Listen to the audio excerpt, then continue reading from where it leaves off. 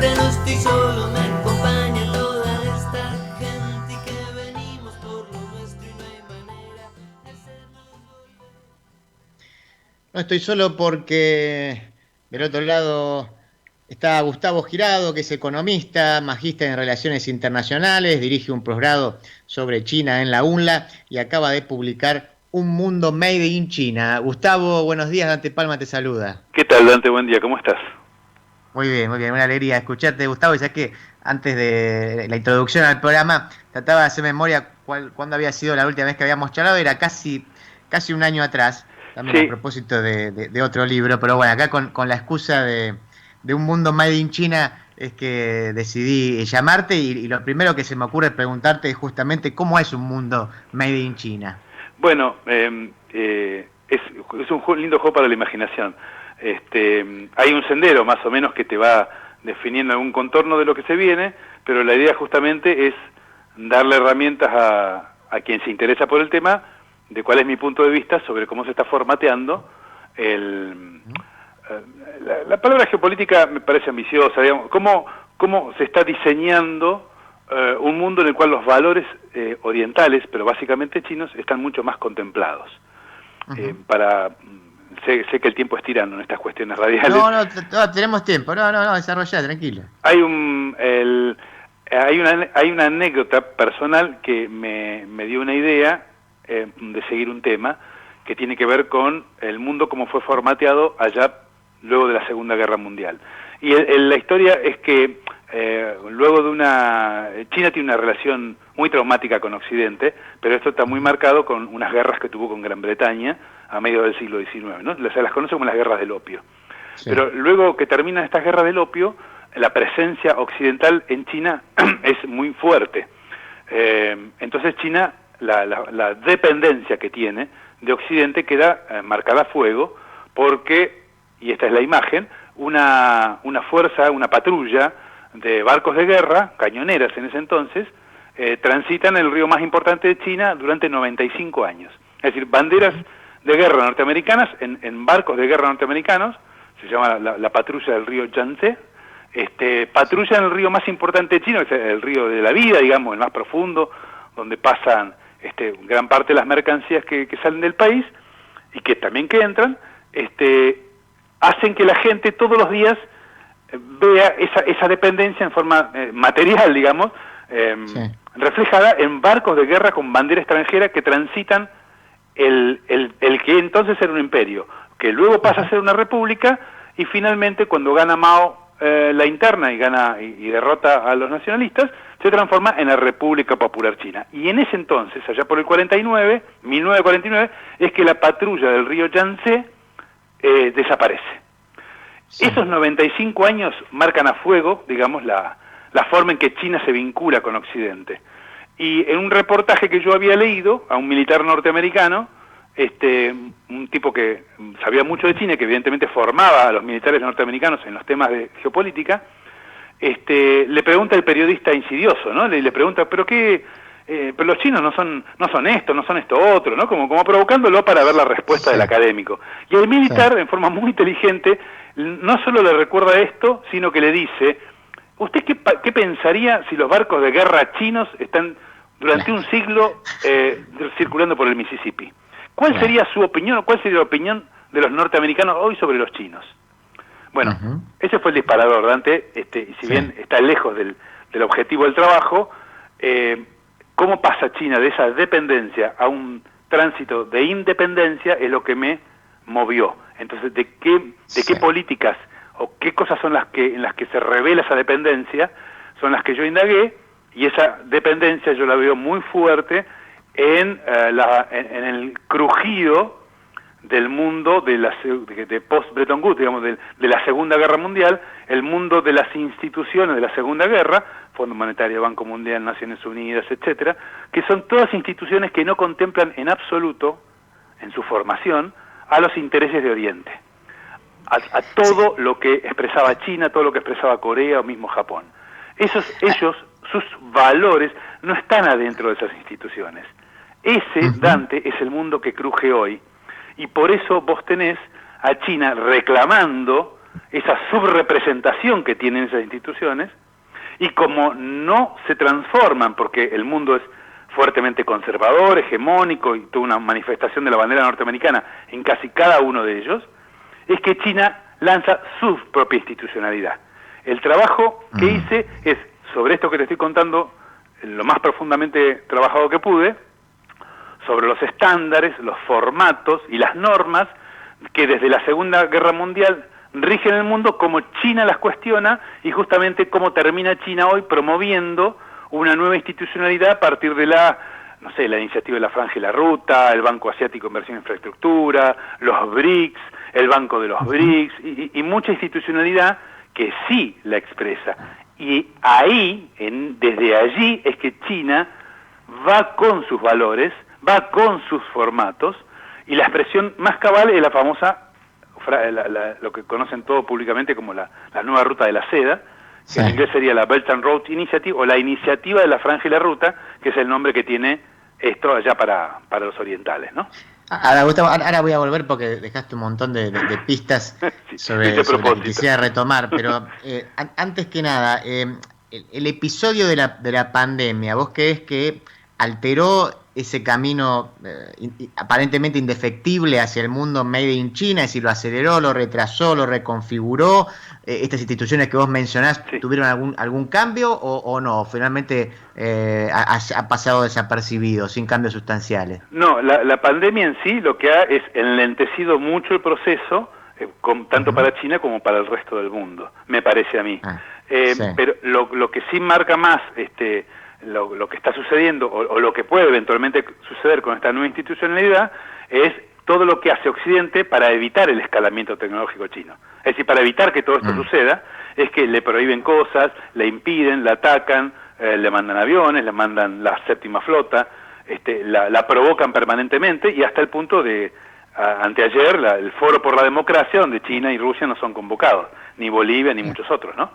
Claro. Digamos, las provocaciones son en términos de valores institucionales, pero también materiales, cuando se le prohíbe vender productos, cuando se la culpa de robo de propiedad intelectual, se le acusa del comercio desleal. Es decir, Occidente lo que hace es llevando adelante una reacción muy fuerte contra esto, dirigido por Estados Unidos, y esto no estoy usando valoraciones personales en lo absoluto. Esto es objetivamente así, porque así como te lo digo, lo dijo el presidente Donald Trump, lo dice ahora Joseph Biden, lo dice el Congreso norteamericano, y día a día, cuando toman decisiones en Occidente contra China, se ratifica que la política norteamericana es la que guía esas iniciativas, ¿no?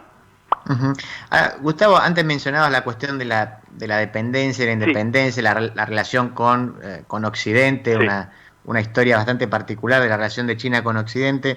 La pregunta sería, en términos generales, digamos, como en cuestiones, si querés, de valores, por ejemplo, ¿qué busca China con Occidente? Es decir, ¿busca establecer una relación de autosuficiencia, de independencia, es decir, de no depender de Occidente, o justamente en todo caso busca que Occidente termine dependiendo de alguna manera de China? Mira, ese blanco-negro yo creo que es un camino que en todo caso persigue Occidente y no China. Porque todos somos conscientes de que el mundo es fuertemente interdependiente. No hay una empresa china de estas famosas, ¿no? Justamente para ser genérico, estas famosas de las que se hablan todo el tiempo, de las tecnológicas, todas ellas requieren capitales norteamericanos y requieren del mercado norteamericano y requieren de empresas de la Unión Europea y de sus mercados para poder progresar. Y a su vez Occidente requiere mucho del potencial mercado chino, porque es muchísima gente que va a ser consumidores de estos productos, y requieren del recurso humano tremendamente calificado en China y en Oriente en general para hacer estos productos. Entonces, por un lado te hablo de dependencia mutua o interdependencia, sí, y por el otro, yo no veo que podamos pensar en ese mundo dividido en dos, si bien pareciera que está alentado por Estados Unidos. No creo que sea esa lo que se está pretendiendo, porque China habla todo el tiempo de una sociedad modestamente acomodada, y es a la cual quiere llegar para el centenario de la República Popular China ahora en el 2049. ya alcanzó uno de sus metas, que era acabar con la indigencia, que fue a principios del año 2021, para el centenario de la creación del Partido Comunista Chino, cosa que pasó, creo que sabés, pasó en julio pasado. Entonces cumplieron con un objetivo y ahora tienen muy claramente alcanzar esta eliminación, la sociedad modestamente acomodada, en un mundo que ellos llaman de win-win, en el cual China se relacione con el resto del mundo, pero en el cual todos salen beneficiados.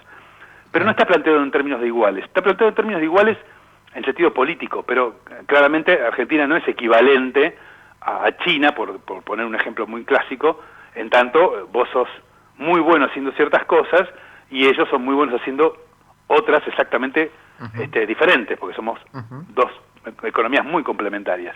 Entonces, pareciera que el blanco y negro es la necesidad de Occidente de planteártelo así, para definirte que nosotros somos Occidente, nuestros valores no son expresados por la cultura china, nosotros somos diferentes, nosotros somos la democracia liberal de Occidente que defiende los valores y las libertades. Ese es el mensaje desde acá, desde nuestro barrio, especialmente del hemisferio norte de Occidente. Y ellos aparecen ahora con otros cuestionamientos sobre el funcionamiento del mundo que justamente ponen en consideración y en cuestión todo esto que nos ha formateado hasta acá. Me quedé haciendo silencio cuando hablaste de un país que proyecta algo hacia el año 2049, digamos, cuando nosotros no podemos presentar ni un plan plurianual, digamos, de acá a diciembre, no sabemos si lo vamos a presentar. Hay pocas cosas tan divergentes como Argentina y China en este momento, digamos, dada nuestra debilidad en general, macroeconómica, digamos, nuestras dificultades, y vos encontrás enfrente un proyecto colectivo con una ¿cómo se dice? Hay un fuerte respaldo popular a un proyecto político de un partido, ¿no? De un gobierno, un país que funge con régimen de partido único, ¿no? Acá puede ser muy pluripartidista, pero viste los resultados. Tenemos muchas dificultades. Estamos charlando con Gustavo Girado a propósito de su nuevo libro. Y Gustavo, te pregunto a propósito también de lo que mencionabas al principio. Bueno, contabas la historia del imperio chino, su transformación en una república popular. Bueno, obviamente te voy a preguntar, más allá de la cuestión formal, si vos considerás que sigue existiendo una suerte de espíritu imperialista en China, y si es así, en todo caso, preguntarte por las características, porque evidentemente cada imperio tiene su propia lógica. Sí, pero no es tan difícil de responder para mí, porque yo no creo en el carácter, que ese carácter sea manifiesto en China, por lo menos hasta ahora.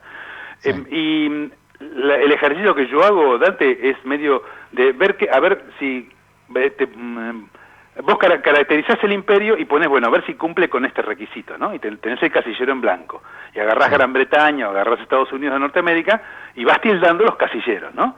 Esto sí, hace esto, clic, clic, y vas poniendo tildes. Bueno, esos casilleros no los llena China, y de hecho le quedan casi todos vacíos cuando tratás de ver la equivalencia. Y un punto significativo, bastante claro para verlo, es la presencia de las Fuerzas Armadas por fuera de su frontera.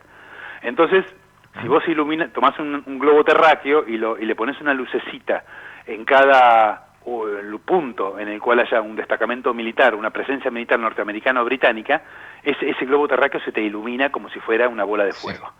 En cambio, si vos haces lo mismo para sentar la presencia de China, tenés una sola lucecita en el Cuerno de África, en Djibouti, donde hay un destacamento militar chino por este tema famoso de los piratas somalíes que atacan los buques petroleros, ¿no? Los que llevan el petróleo para el Asia del Sur, que pasan ahí por el Golfo. Este lo estoy poniendo como ejemplo, digamos, frente a la necesidad de ser breve, digamos, pero si miro lo que caracteriza un imperio, es muy difícil encontrar actitudes expansivas, militarmente expansivas en China, más allá de la época imperial. Te hablo antes de que existan las repúblicas, en ningún lado. Y cuando se definen sus fronteras nacionales, China es una especie de queso gruyère totalmente invadido de fuerzas extranjeras, con una frontera muy difusa, digamos, porque tiene China, si miras el mapa de frente, en occidente, hacia el oeste, tiene una tremendamente grande frontera desértica, ¿no? Que está ahí, se junta con los países donde están las mayorías musulmanas, están los talibanes también, y tiene bastantes líos por esa cuestión. Y por el sur tienes las cadenas del Himalaya, que separan, digamos, el Tíbet de la región administrativa especial del Tíbet, que la separan de Nepal, que es donde está la cadena, ¿no? Ujú.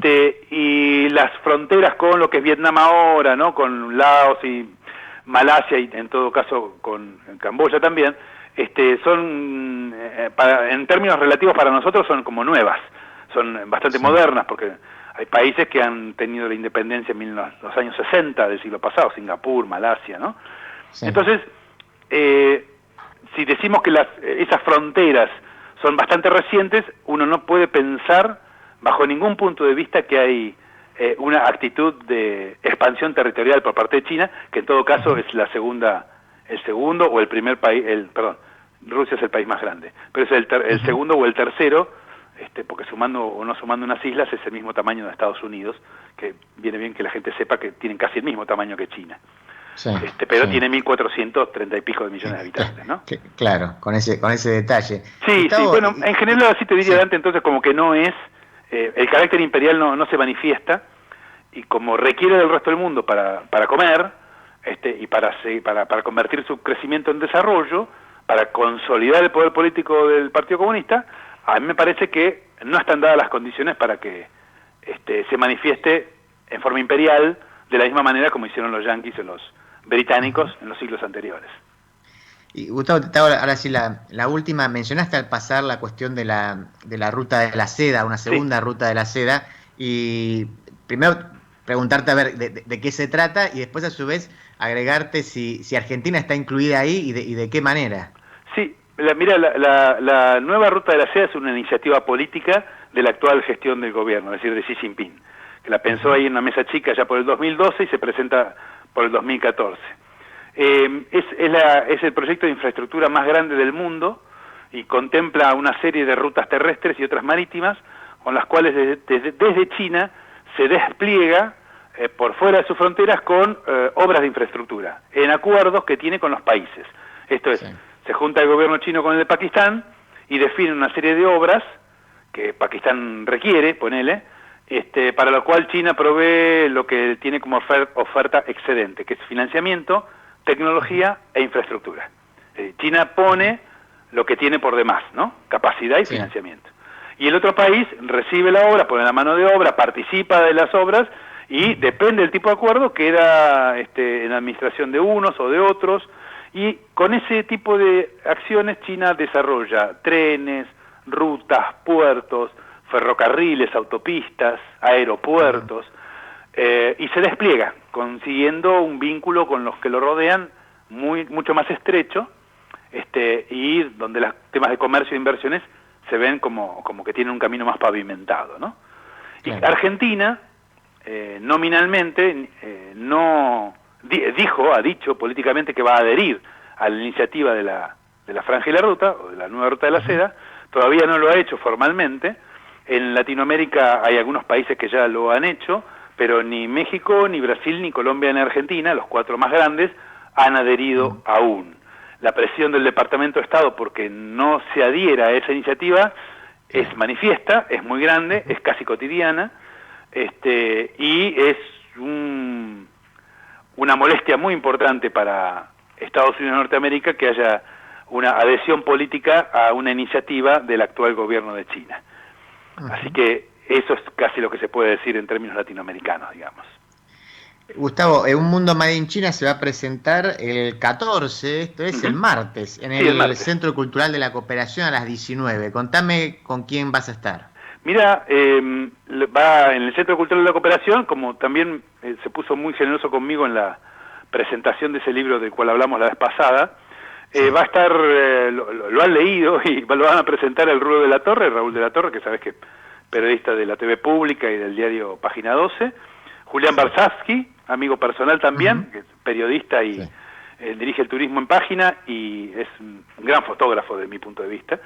Va a estar también quien dirige en TELAM la parte internacional es Carpineta, no me acordaba el apellido, y Martín Burgos, también amigo personal con quien trabajo en la Universidad de Lanús, que es quien dirige el Departamento de Economía del Centro Cultural de la Cooperación. Así que los he puesto sin látigo, pero se han puesto a leer el trabajo y el martes vamos a estar charlando sobre esto en la sala González Tuñón a las 19 horas. Estaremos ahí, Gustavo. Te mando un abrazo grande. Muchísimas gracias. Nos vemos el martes, Dante. Hasta luego. Era Gustavo Girado, entonces, charlando de esto que sabe mucho, que es de China, y la verdad que da ganas de leer el nuevo libro de Gustavo. Nosotros vamos a una nueva canción, vamos a terminar de escuchar una buena parte del disco Escalandrum, que es llamado 100, en homenaje a Astor Piazzolla, y si nos queda unos minutitos charlamos de algunas cosas que estuve mirando en la televisión.